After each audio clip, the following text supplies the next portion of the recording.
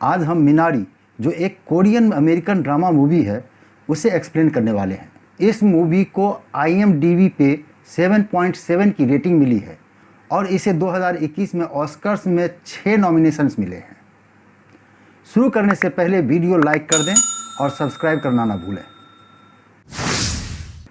ये family California छोड़कर अपने नए घर आर्कांसस शिफ्ट होता है। फैमिली का हेड जेकब यहाँ पर कोरियन सब्जी की खेती करने वाला होता है, जिससे वो डैलस में एक बायर को बेचने वाला है।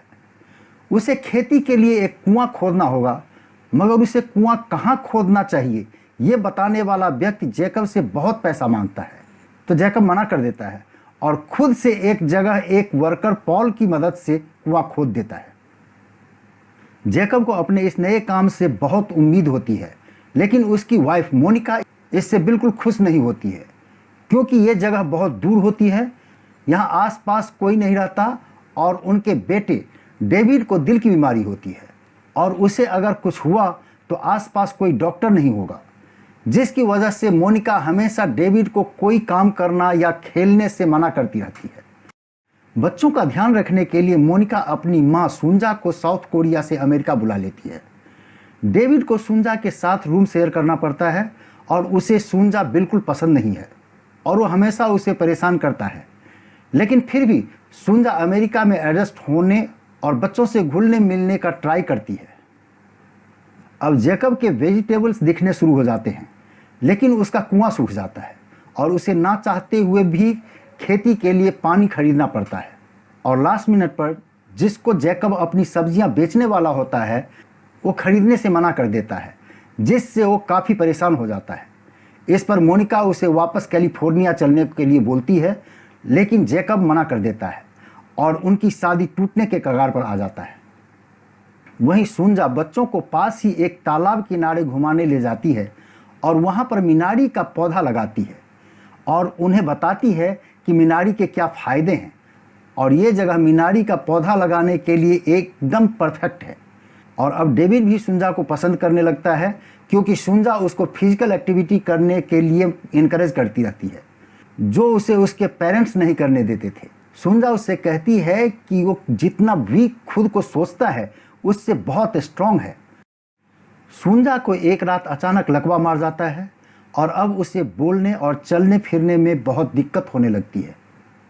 अब एक दिन जेकब, डेविड, एन और मोनिका शहर जाते हैं डेविड के डॉक्टर से मिलने और एक वेंडर से मिलने, जो शायद जेकब की सब्जियां खरीदे। वहां डॉक्टर उनको बताता है कि डेविड अब काफ़ी ठीक है और उसमें बहुत इम्प्रूवमेंट आई है, और वेंडर भी उनकी सब्जियां खरीदने के लिए तैयार हो जाता है।